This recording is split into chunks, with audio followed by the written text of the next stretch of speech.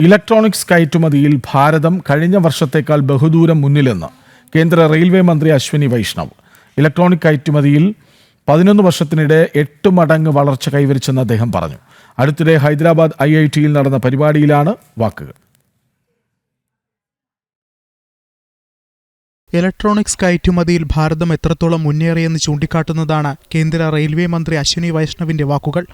ഭാരതത്തിന്റെ ഇലക്ട്രോണിക്സ് കയറ്റുമതി $40 ബില്യൺ വർദ്ധിച്ചു.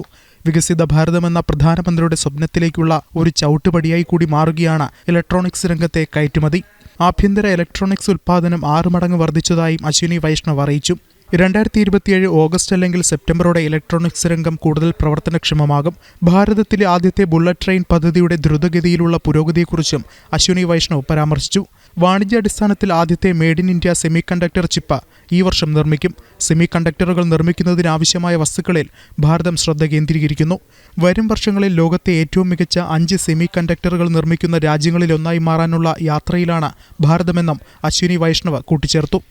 നാഷണൽ ഡെസ്ക്, ജനം.